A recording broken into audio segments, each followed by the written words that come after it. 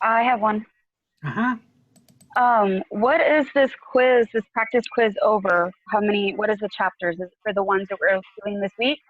The practice quiz will be over the same chapters as the quiz 2. Okay. Okay. You only get extra credit points for the quiz, and I have to give you the points because if I assign any value to the questions, then the quiz will be worth points. So I've got them all assigned 0, and I'll give you the credit for that extra credit quiz. All right. Any other questions? For the extra credit, when we meet with people in a study group, does everyone in the study group need to submit the paper with everyone's name, or just one person? Just one person in the group needs to submit the paper. Okay, thank you. Meaning if they have the full list of all the people in the group, I can get it from one person. And you're supposed to turn in all the names of the people you study with. If you do study more than once, I'll only give you 1 extra credit point, but it would be good for you to admit that you're doing it more than once, and that way when somebody asks a question about why they didn't get a point or they claim that they got a point, I have confirmation from the other person that they actually were in a study group. All right, so today is June 17th. We're going to be talking about microbial genetics today. There will be the real quiz 2. They have to take Friday between, 12 midnight Thursday night to 11:59 p.m. Friday night. That quiz will be worth 50 points. There is an extra credit quiz that you can take for 2 points. That'll be a practice quiz. And I've got the date as today, but I think if I look at that right, I think you can actually take it tomorrow. I'll probably tell you tomorrow. I'm not going to look at it now. Any questions about what we're doing? You'll note that in the lab this week, we only have one lab. Lab 4 on stains. And so if you're done with that lab, you're done with the worksheet, you're done with the lab for this week. Now, I think today is Wednesday, so that means we're supposed to have a lab day. And I've got it lab catch up and review. And so I will come on during that time, the second meeting, and just ask if there's anything you want me to review, if there's any questions you want asked, and then I will go through each of the labs and tell you what are the different things you need to know. All right, any questions about any of that? If not, let's go on to chapter 8. I don't know if I've got that here. I do.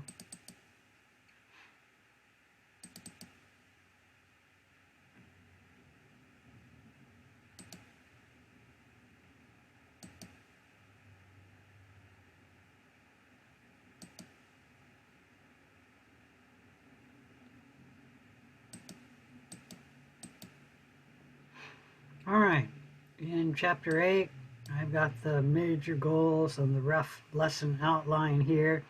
You should know the terms that we use in genetics. What is a genome, a gene, a genotype, phenotype? And all of these terms you will get in the worksheet. What is vertical and horizontal gene transfer? What's an operon?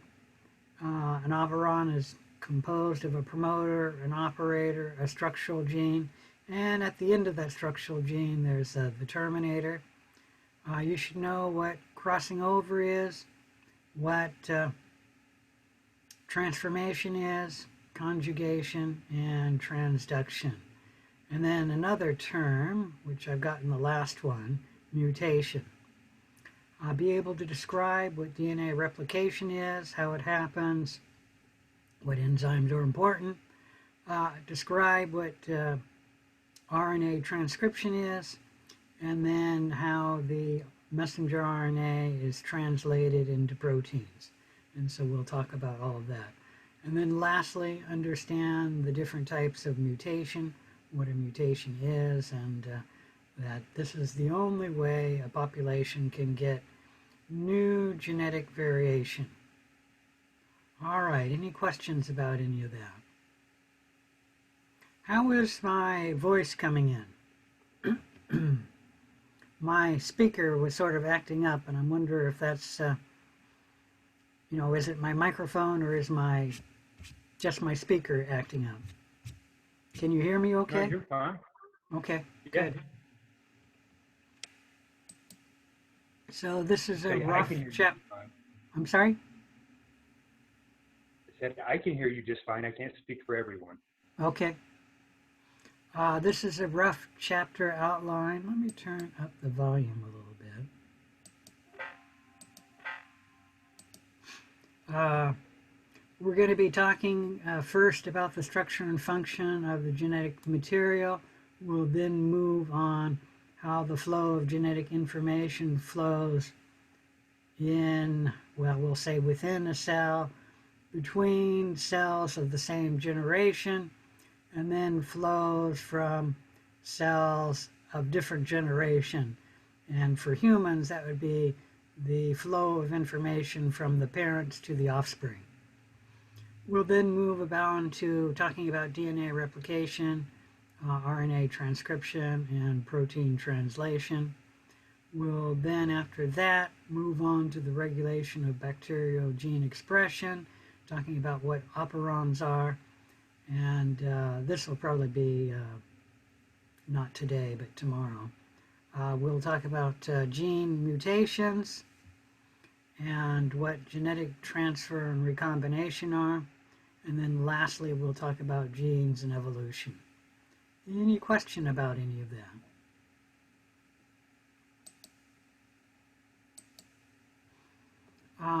This is actually the start of your worksheet. So you're going to need to know the terms like what is genetics, what is a gene, what is a chromosome, what the genotype is, the phenotype, that's a chromosome, and then how the DNA is made up of nucleotides.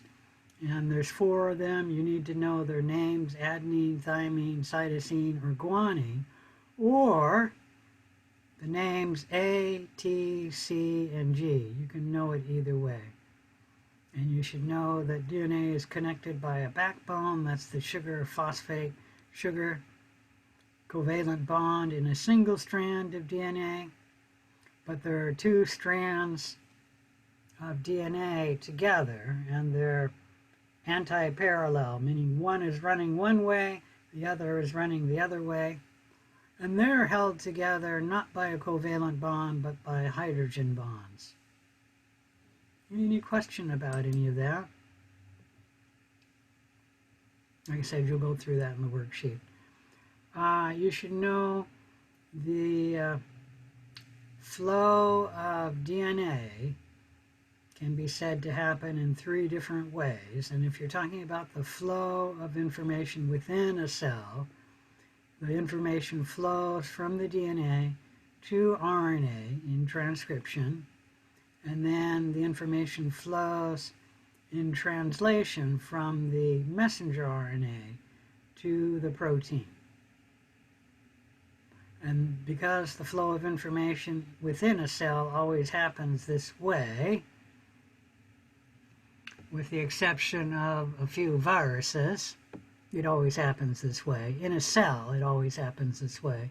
We call this the central dogma of biology, that the flow of information within a cell flows from DNA to RNA to protein. Now, I mentioned that you can talk about the flow of information in 3 different ways. Let me blow that up just a little bit.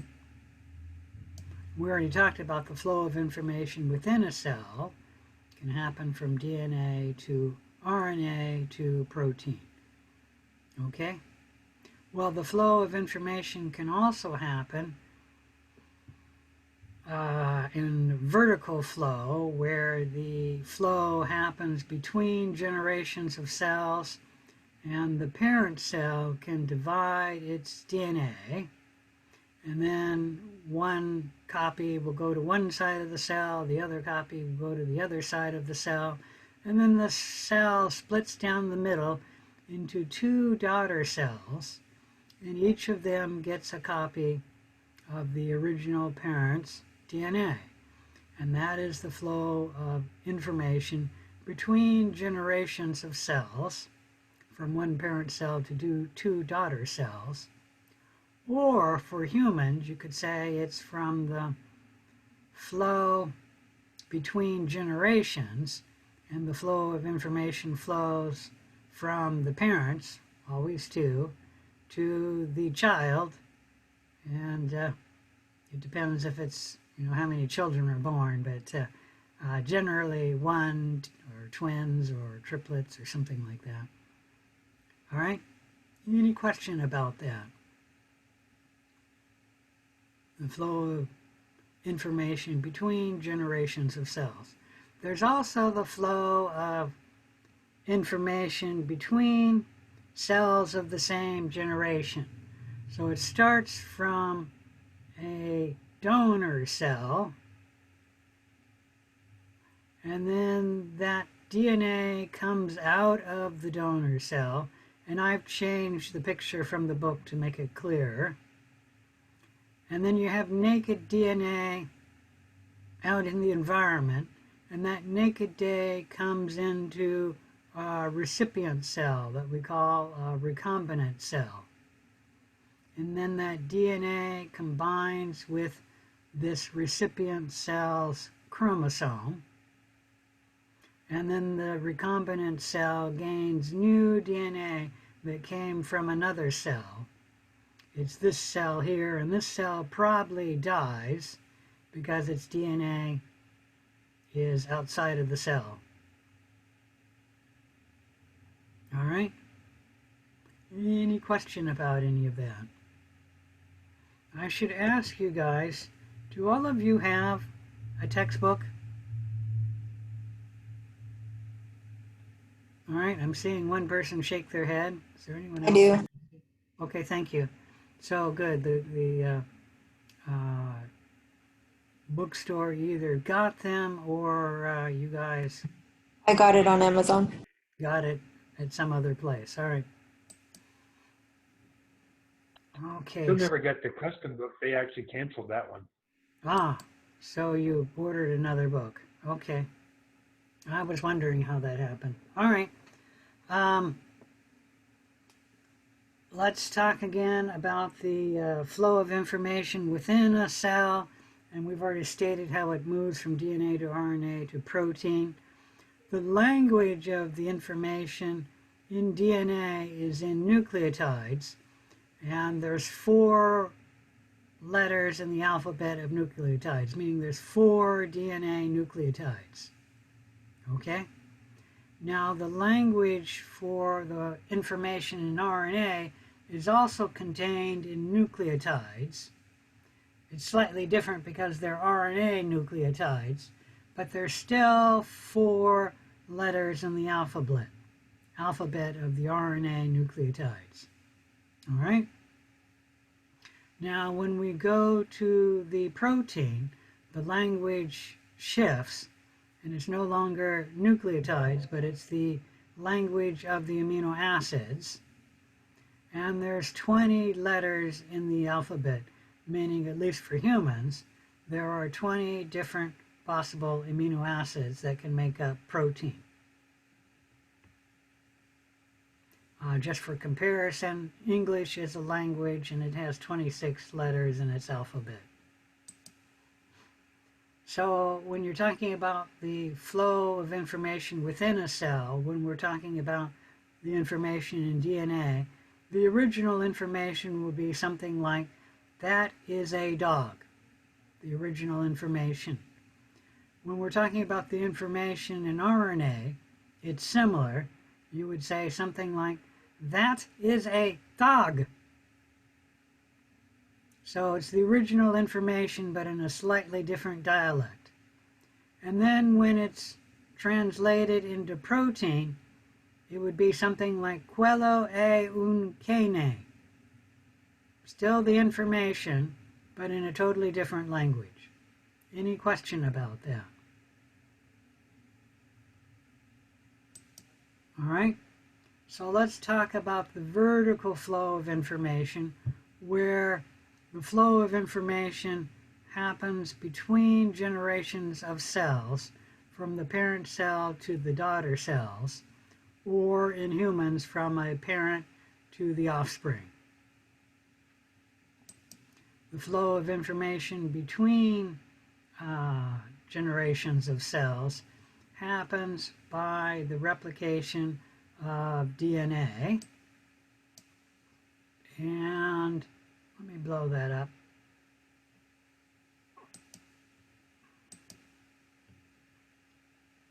What happens is the two strands of DNA come apart, and then one strand is used as a template to build the new strand. So this one here, the enzyme DNA polymerase, reads this nucleotide and it's an A, and then it will insert the correct base, which is a T, that binds to the A.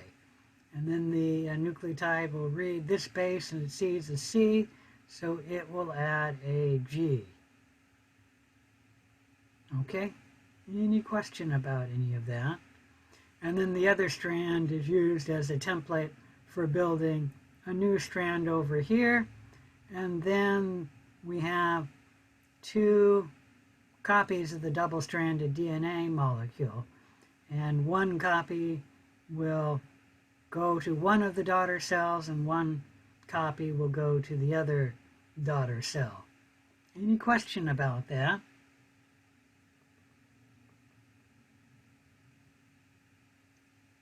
Well, we say that the DNA replication is semi-conservative, and that means that when the daughter cell gets its double-stranded DNA, one strand will be the new strand, and the other strand will be the original strand of DNA.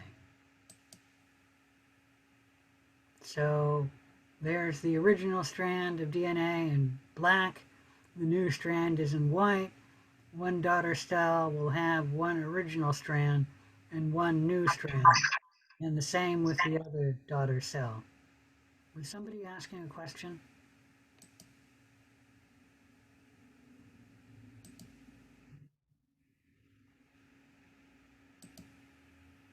I'm trying to make sure everybody's muted. I'm not sure why we were hearing somebody, because it looks to me like everybody's muted. Anyways, that's the semi-conservative model of DNA replication. That's different, excuse me, let's go back in the show. That's different from the conservative model of DNA replication, which I don't have shown here. And the conservative model would be one daughter strand would have both black strands, meaning both original strands, and then the other daughter cell would have both of the new strands of DNA synthesized. And DNA replication doesn't follow that model. It follows the semi-conservative model of DNA replication.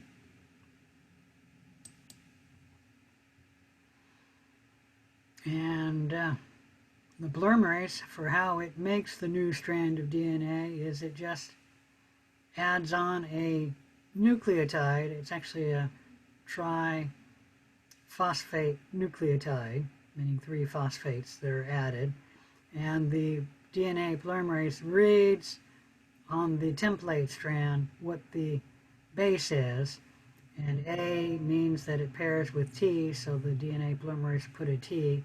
C means that it pairs with G, and then G with C, and T with A. Okay? And so that is how the DNA polymerase makes the new strand of DNA. It just reads the template strand and then puts on the corollary nucleotide. What should I say here? This triphosphate is broken into a monophosphate, and then the phosphate binds with the ribose sugar on the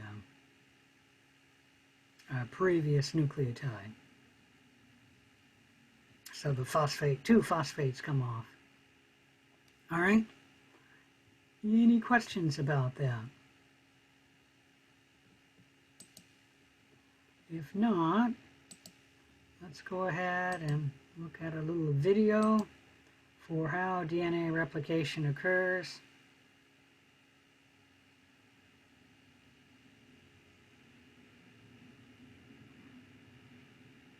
Oh, wait a minute. I realize I don't have the volume on here.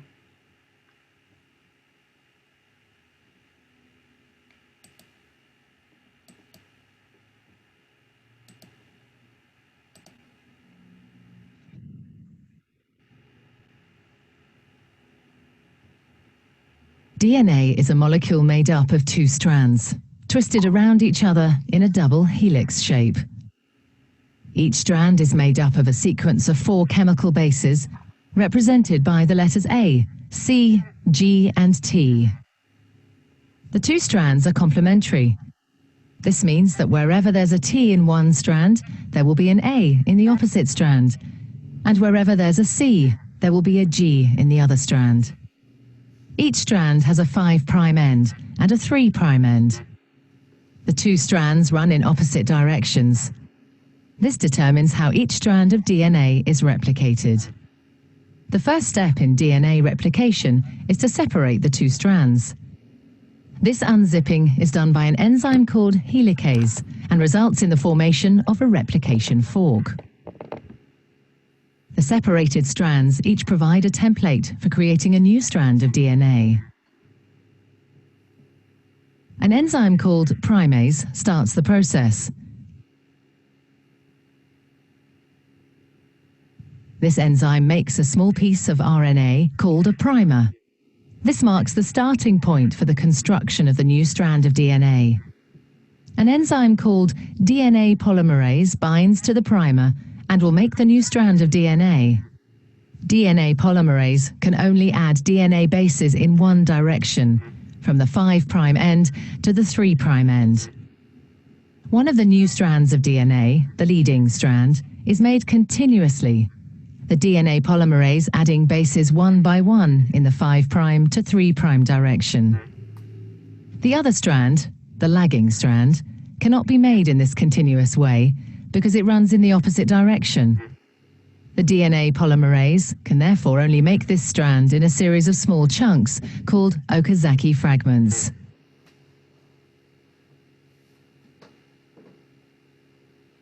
Each fragment is started with an RNA primer.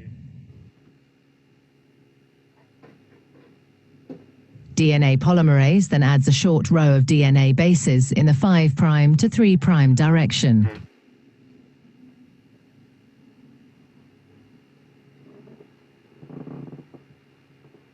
The next primer is then added further down the lagging strand. Another Okazaki fragment is then made, and the process is repeated again.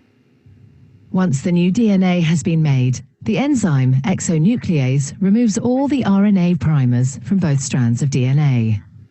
Another DNA polymerase enzyme then fills in the gaps that are left behind with DNA.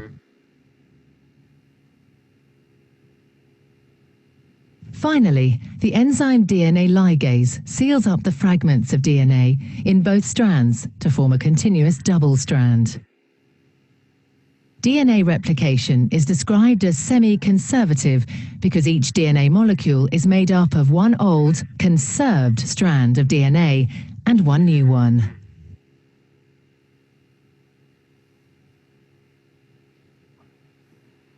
Okay, any questions about the video? Well, that's a movie we watched last time and the time before.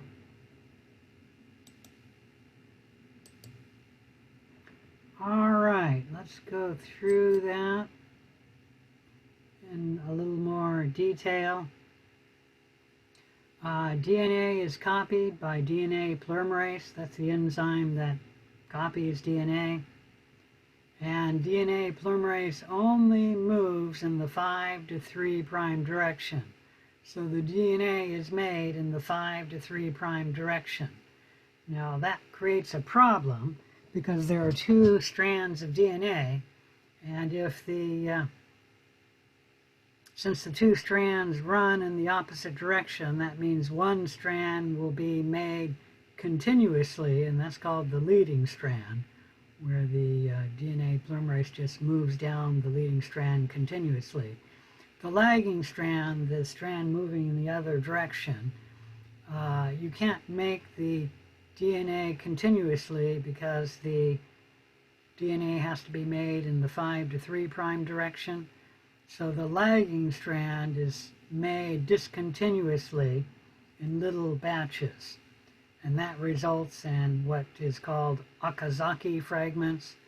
And I assume this is the doctor who discovered that the lagging strand is made discontinuously, and so they name the fragments of DNA that are made after him, Okazaki fragments. All right, to get DNA synthesis started, first RNA primers are added to the DNA, and they have to be removed and then filled in with DNA nucleotide bases. All right, so generally there's a helicase that will go in and separate the double strand of DNA, making each strand a single strand. So that's one important enzyme. The other important enzyme is DNA polymerase. It will read the template strand of DNA and put on the correct nucleotide base pair, and it will then link that base pair with the new strand of DNA. So it makes a covalent bond. And then it moves to the next nucleotide on the template DNA and adds the correct nucleotide and then connects it to the newly synthesized strand of DNA. So that's the DNA polymerase. And that works very well for the leading strand. For the lagging strand, what you do is you make the DNA discontinuously, and the DNA polymerase, let me see if I can blow that up a little. The DNA polymerase binds here and then makes a short stretch of DNA, and then a DNA polymerase binds here and makes a short stretch of DNA here, and then it'll bind someplace here and make a short stretch of DNA here. And that means that between this strand of DNA and this strand, there will be a gap. There are two gaps in the leading strand as well. There's a gap where the DNA polymerase binds the first nucleotide. It's not bound to the last nucleotide. And then when the DNA polymerase comes to the last place that it adds a nucleotide, that base will not be bound to the rest of the bases on that strand of DNA. And what happens is a ligase comes in, and it, like I said, on the leading strand, it only happens twice. At the very start where DNA was replicated and the very end where DNA was replicated. On the lagging strand, the ligase works at every Okazaki fragment, and it will bind this newly made stretch of DNA to this stretch of DNA, and it'll then ligate the nucleotides together so that it'll be a covalent bond between the nucleotides. Any question about the three enzymes important in DNA replication?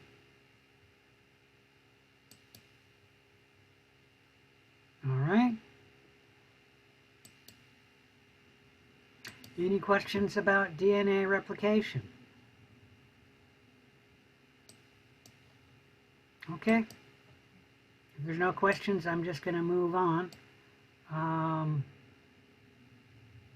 and talk about, oops, that's a little too big. Talk about transcription, and that is the synthesis of RNA from DNA.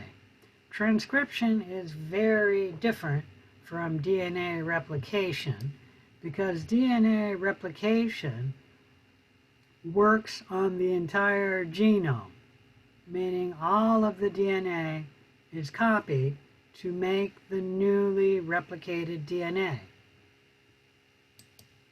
Transcription only works on some of the DNA. Does anybody know what some of the DNA is called that is transcribed?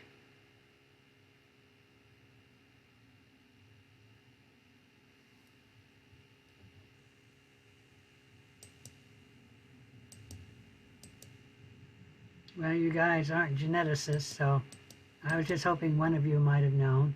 If someone knows, they're not venturing a guess. Transcription only occurs in the genes. So all of the DNA which is not genes will not be transcribed. And for a bacteria, most of the DNA is genes, genetic information. Okay? But in a eukaryote, most of the DNA is not genes. It's DNA that just holds the genes together. And so let's take a look at this picture here. If we have a gene right here in a eukaryotic cell, we then have a lot of DNA holding this gene to that gene, and that's non-genetic, non-gene information in the DNA. Is everyone clear about that? So in eukaryotes, most of the DNA is not genes. It's DNA simply holding one gene to another. And it may have an important role, such as the folding of the chromosome when our chromosomes go through mitosis or meiosis, that this region of the DNA might play a role in the folding of the chromosome. So it's not to say it doesn't do anything besides hold this gene to that gene.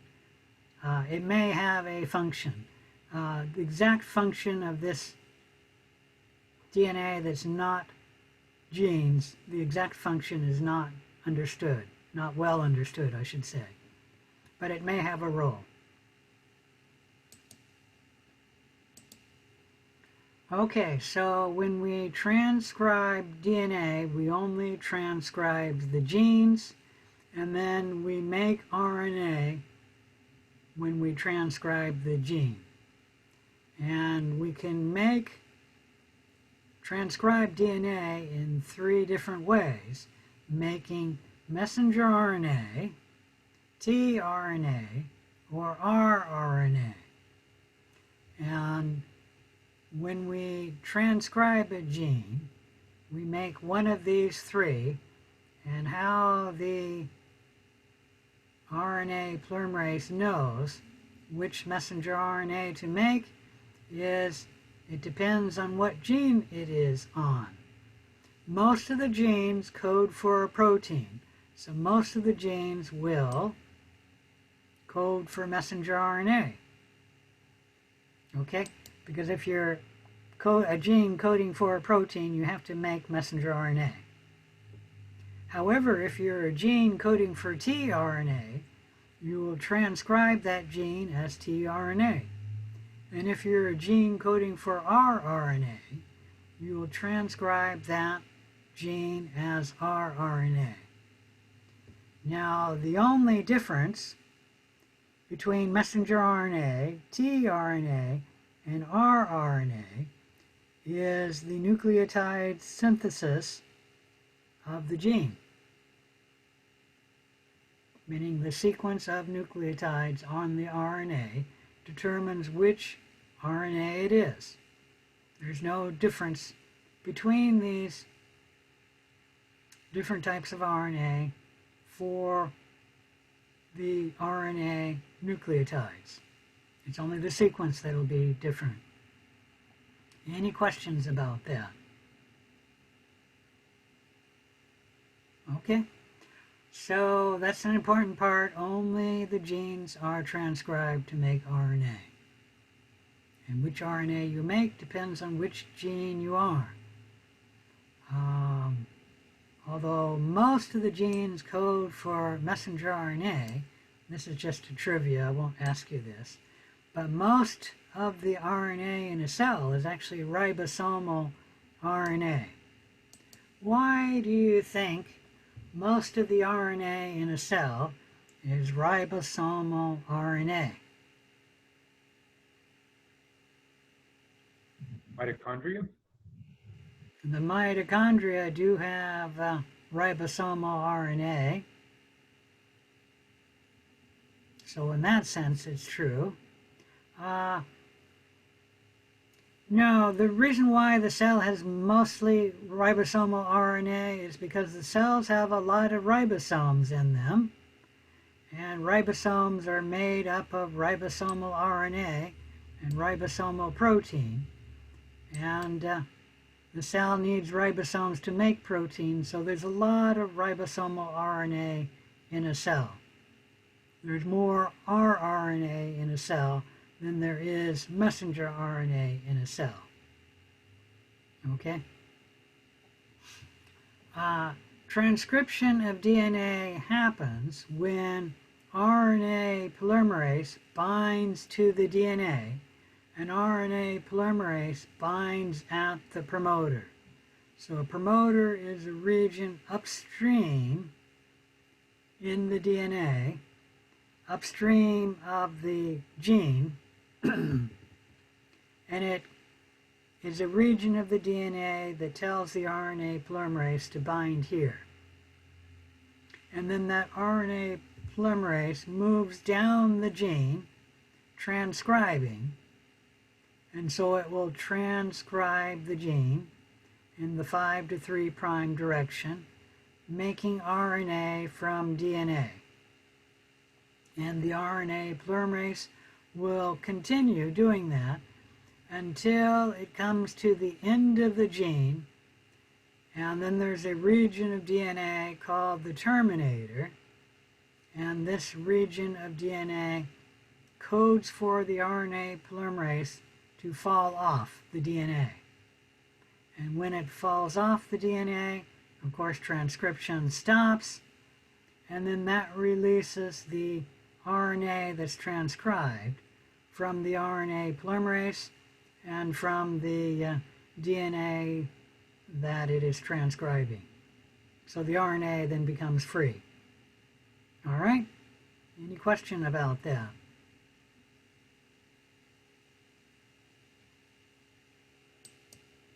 We'll talk more about promoters and terminators when we talk about the operon in a little bit. This is actually an electron microscopic image showing you the RNA polymerase on the DNA starting to transcribe RNA. There's the starting of the RNA right there. And that is how the flow of information happens within a cell, moving from DNA to RNA. Okay, any questions about that?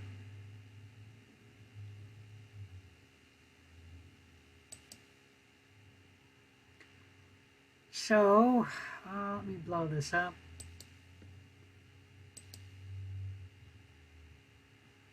Transcription begins when the RNA polymerase binds to the DNA, and it'll bind in a region of DNA called the promoter, and you only have this in a region of the gene. This is actually upstream of the gene it's transcribing, and we'll talk more about that in a minute. And then that RNA polymerase moves down the gene, transcribing in the 5' to 3' direction, and the RNA polymerase just reads the nucleotide. For DNA being an A, the RNA polymerase adds a U. U is uracil. I don't think we talked about the different nucleotides of RNA. I guess I should talk about that. RNA has 4 nucleotides. 3 of them are the same as in DNA. There's cytosine, adenine, guanine, and guanine binds to C, adenine binds to T, cytosine binds to G, but we don't have thymine in the nucleotides of RNA. We have the nucleotide uracil, or U, and U binds with A. Okay? Any questions about that? I guess I should state that the nucleotides G and C, when they bind to each other, they have 3 hydrogen bonds to bind the 2 nucleotides together. So whenever you have G and C, you have 3 hydrogen bonds. Whenever you have A and T, or U and A, you only have 2 hydrogen bonds. And that's the same in DNA. Although you won't have U here, you'll have T in DNA. The nucleotides of RNA are very similar to the nucleotides of DNA, the exception being uracil replaces thymine. And then one other difference of the nucleotides of RNA, the nucleotides have the sugar ribose, why it's called ribonucleic acid, or RNA. Instead of in DNA, you have deoxyribose. And that's why we call it DNA, deoxyribose nucleic acid for DNA. All right, so the RNA polymerase moves down the gene, transcribing it, making the RNA, and that will happen until the RNA polymerase reaches the terminator. When it reaches the terminator, you can't really see that here. Let me move that over. Now if it'll go away. The RNA polymerase falls off the DNA. The messenger RNA, or the tRNA, or the ribosomal RNA that's been transcribed falls off the DNA, and then the DNA stops being single-stranded. It goes back to being double-stranded. Any questions about transcription?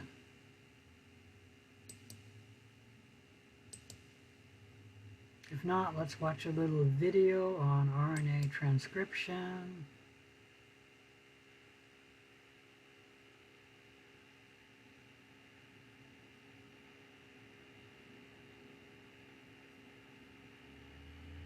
Transcription is the process by which RNA is assembled from a DNA template.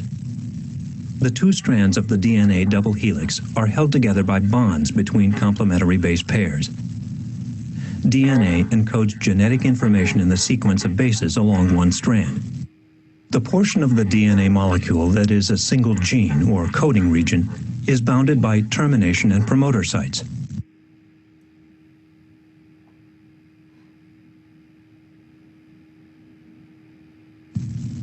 A molecule of RNA polymerase binds to the promoter site. It moves along the DNA, separating the two strands of the double helix. Each now unpaired base will bind to a nucleotide in the vicinity which has the appropriate complementary base. In the synthesis of RNA, uracil is the nucleotide complementary to adenine.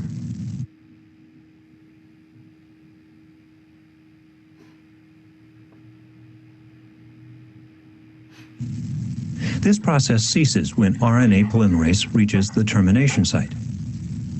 The DNA strands bind to one another once again as the new RNA molecule moves away.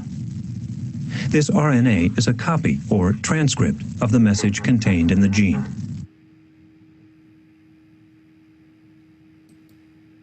All right, any questions about Transcription is the process by which...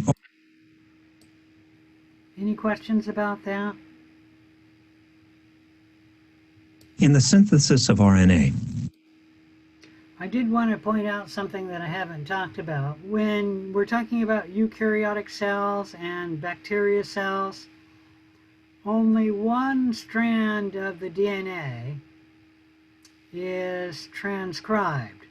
And this will be the strand coding for the genetic information.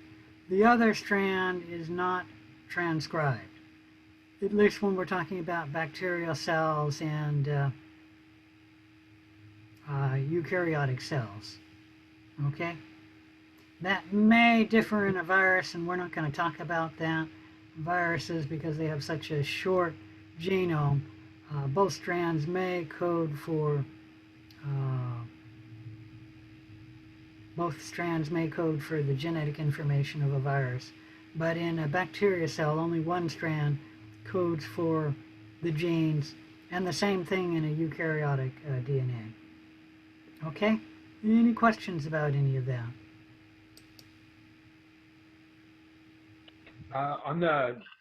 With the RNA polymerase, it's going to code from 5' to the 3' end, right?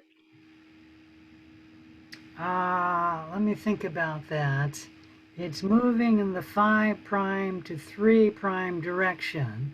So no, it's moving from 5' to 3'. Okay? All right? That was a chemistry question. That's why I had to think about that.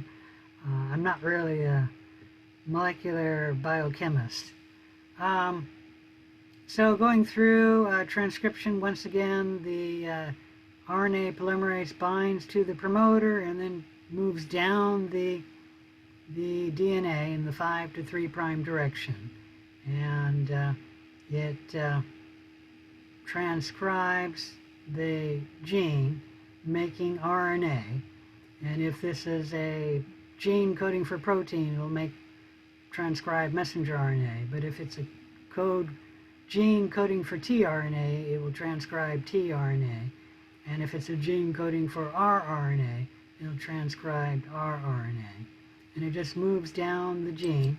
And when it reaches the end of the gene, there will be a short region of the DNA that is called the terminator, and it codes for the RNA polymerase to fall off.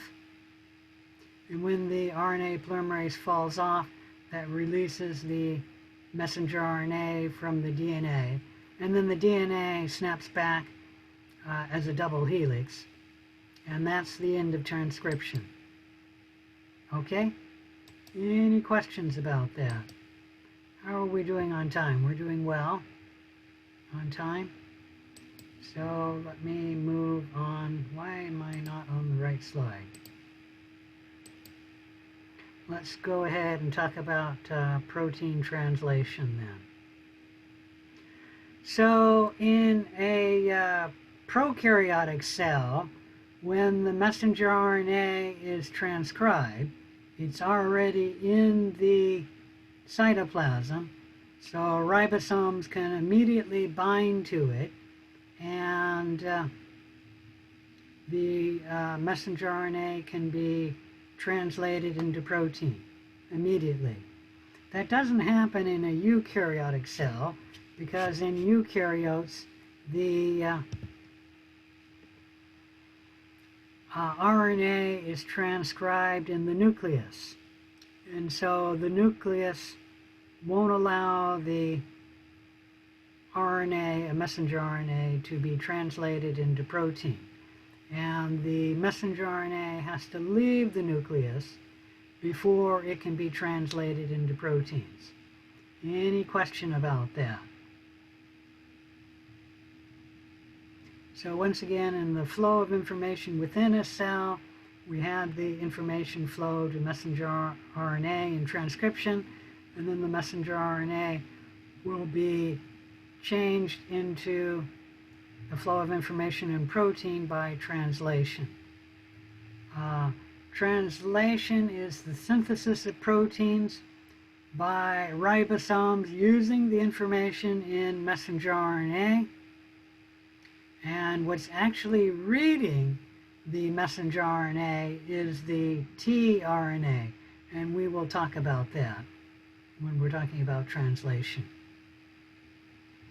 Messenger RNA is translated in groups of 3 nucleotides, so it's not read one nucleotide at a time. It's read in groups of 3 nucleotides, and we call that information a codon. 3 nucleotides which code for an amino acid. When the ribosome binds to a messenger RNA, and once again, only messenger RNA is translated into proteins. Any question about that? Anyways, when the ribosome binds to a messenger RNA, it just reads down the messenger RNA by codons, and it reads down the messenger RNA until it comes to the start codon. The start codon is AUG, and probably the only codon you should need to know. Okay?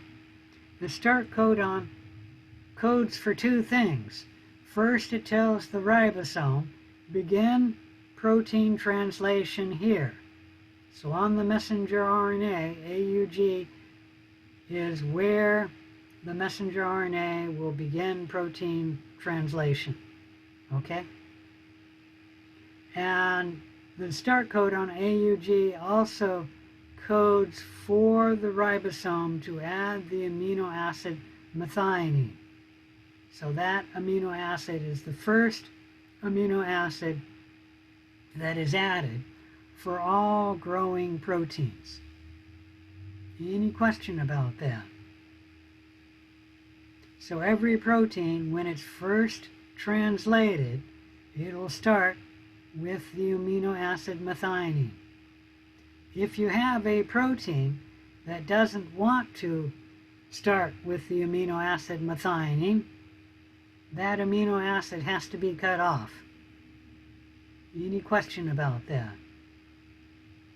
So when protein translation first happens, it always starts with the amino acid methionine, because that is the start codon, and besides telling the ribosome start protein translation here, it also codes for the amino acid methionine to be added to the growing protein. Any question about that? And then the ribosome will simply move down the messenger RNA in groups of the 3 nucleotides that we call a codon, and then insert the appropriate amino acid for each codon, and it'll just move down the messenger RNA until it reaches a stop codon. Once the ribosome reaches a stop codon, the stop codons code for protein translation to stop, and then the ribosome falls apart, comes off the messenger RNA, and the translated protein is then released. You do not need to memorize the stop codons. There's 3 of them, and I'm not going to ask you to know what a stop codon is. All you need to know is that there's 3 of them, and that the ribosome, when it reaches a stop codon, the messenger RNA protein translation stops. Any question about that?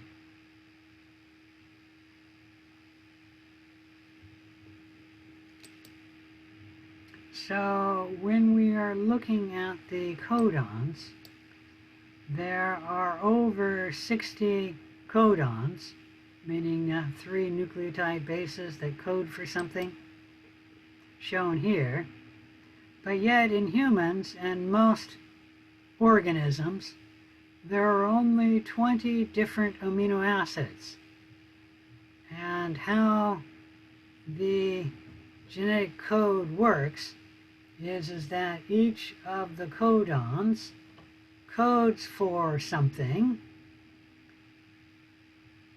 but some of the amino acids have more than one codon that codes for the same amino acid. Like leucine, for example, this amino acid can be coded for by 6 different codons. There are different numbers for the different codons.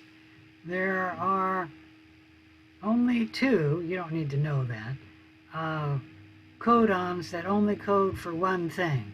And of course, I'd already told you one, that is AUG. I'm not finding it here. Codes for methionine, as well as telling the ribosome start protein translation here. So that's one. And the other, I think it's proline. Anyone see it in the table? No, it's not proline. Is it isoleucine, maybe? Up in the upper right corner. Right corner. Tryptophan, that's right.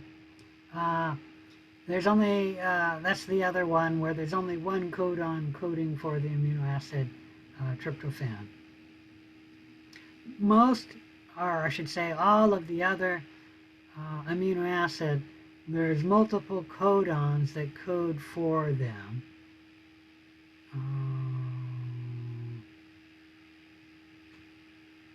Anyways, that's known as the degeneracy of the code. That is, more than one codon can code for an amino acid. And this is called degeneracy of the code. Degenerate, that's using the word in a different way that we commonly use it, but if you look it up, degeneracy does mean that there can be more than one thing coding for something, in this case an amino acid. Any question about the degeneracy of the genetic code?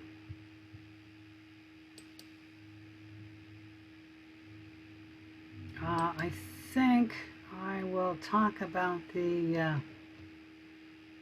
video first, and then we'll go through and slowly discuss it. So I'm going to show you a video on protein translation, and then we will discuss it in greater detail.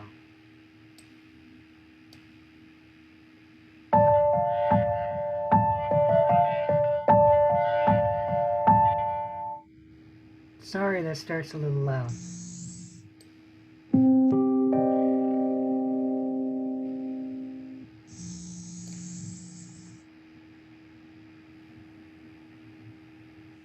Translation is the synthesis of a protein from an mRNA template. This process involves several key molecules, including mRNA, the small and large subunits of the ribosome, tRNA, and finally, the release factor. The process is broken into 3 stages: initiation, elongation, and termination. Let's see the process in action. Eukaryotic mRNA, the substrate for translation, has a unique 3' end called the poly A tail.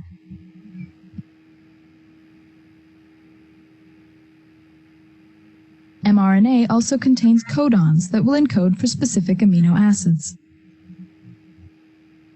A methylated cap is found at the 5' end. Translation initiation begins when the small subunit of the ribosome attaches to the cap and moves to the translation initiation site. tRNA is another key molecule. It contains an anticodon that is complementary to the mRNA codon to which it binds. The first mRNA codon is typically AUG.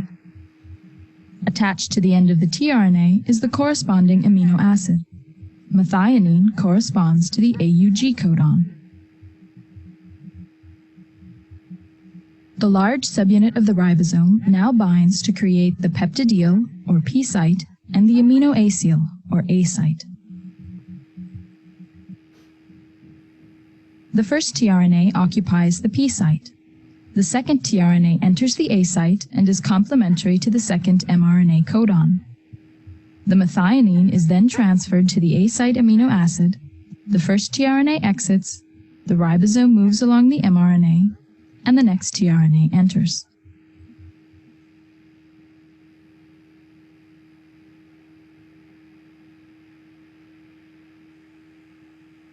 These are the basic steps of elongation.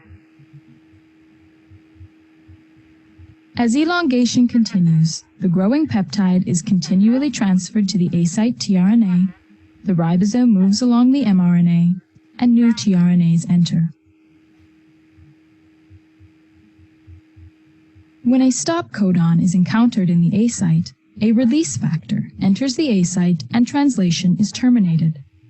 When termination is reached, the ribosome dissociates and the newly formed protein is released.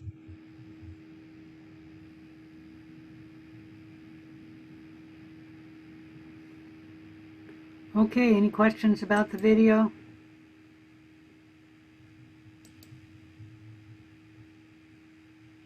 Alright, let's go through these steps in a little more detail. Actually, I won't go into it as intense as the video showed, but the ribosome gets together and then starts reading the messenger RNA. And actually, the AUG won't be at the very start of the messenger RNA. So the ribosome moves down the messenger RNA until it comes to the AUG. The AUG tells the ribosome, begin protein translation here, and also insert the amino acid methionine. Now, we say it that the ribosome reads the codon, but really it's not the ribosome that is translating the information in the messenger RNA to the protein. It's the tRNA that's actually reading the ribosome. And what happens is the tRNA comes in, and the tRNA has an anticodon, which is the corollary to the codon. So if the codon is AUG, the only tRNA that can come in is the anticodon UAC, which that can hydrogen bond to AUG. And that's how the tRNA reads the codons in the messenger RNA. Any question about that? All right? So when the messenger RNA comes to the start codon, the ribosome has two spaces in it, and the tRNA can come through the space, you could call it to a hole if you wanted to, in the ribosome, and then will bind to the codon, because the anticodon can hydrogen bind to the codon. And the ribosome allows this to happen because it is binding to both the tRNA and, binding both to the tRNA and to the messenger RNA. And so this tRNA comes in the hole for the of the ribosome to bring in the correct amino acid, methionine, for the start codon. Okay?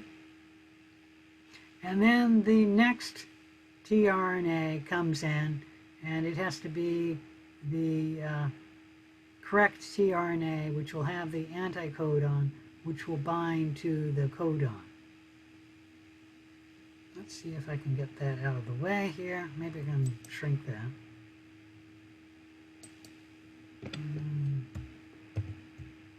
Yep, that's not good.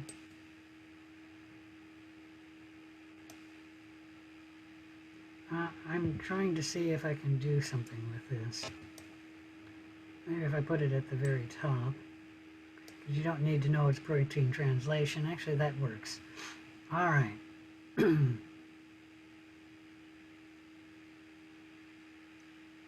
All right, once this happens, the ribosome then moves down. Well, actually, sorry, I forgot about this, and that is the amino acid from the first tRNA is removed from that tRNA, and then that amino acid is attached to the second amino acid. And just for your information, the enzyme that's doing this, removing the amino acid from the tRNA and then attaching it to the second amino acid that's added, the enzyme doing that is actually a ribozyme, meaning it's the RNA portion of the ribosome that's doing that. So this is actually a case of a ribozyme, and the only one that we will talk about in this class. All right. After that happens, this tRNA can then move out, and then the ribosome moves down one codon, so this, instead of being at the second place, will now be at the first place, and then the second place is open, and then the third tRNA can bind, and it brings in the correct amino acid that corresponds to this codon. The ribosome then removes this amino acid from that tRNA and then connects it to this amino acid. That frees this tRNA to leave, and then that makes the ribosome move down another codon. The correct amino acid is brought in by another tRNA that has the anticodon for this amino acid, and that codon, you'll notice, is AUG, so it brings on the amino acid methionine, and the amino acid is removed from this tRNA and added to this amino acid. That frees this amino acid to come out, which then allows the ribosome to move down another codon. And that process continues where amino acids are put on the growing polypeptide chain until the ribosome reaches a stop codon. And when that happens, it gives the signal to the ribosome, stop protein translation. The ribosome then falls off of the messenger RNA. The tRNA is then released. The protein is then released, and that will allow the ribosome to bind to another messenger RNA and then begin protein translation again. Any question about any of that?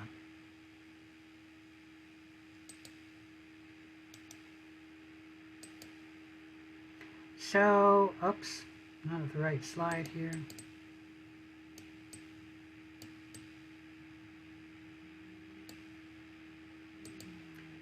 In a prokaryotic cell, we have a complication, and that is as the DNA is being transcribed, it is transcribed in the cytoplasm, and ribosomes can bind to that messenger RNA even before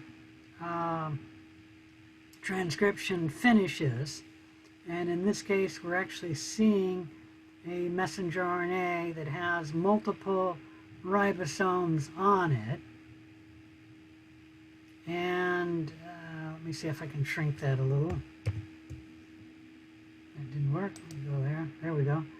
You can see that as the ribosome moves down the RNA, you'll have a larger protein chain, and as you're further this way on the messenger RNA, you have a smaller protein chain because the ribosome is adding amino acids as it moves down the messenger RNA that way. So the complication is in a prokaryotic cell, not only can you have multiple ribosomes on the same messenger RNA translating proteins from the same messenger RNA, you can actually have that happen before transcription finishes in a prokaryotic cell, because transcription and translation in a prokaryotic cell happens in the same place. It happens in the cytoplasm. Now in a eukaryotic cell, transcription has to finish before translation can happen, because transcription happens in the nucleus and translation happens in the cytoplasm. Any questions about any of that? All right. I think we'll end here 3 minutes early, and we will continue with this part next time. Come on. So I'm going to stop the share here and end the video unless there's questions. All right, I'll see you at 2:30.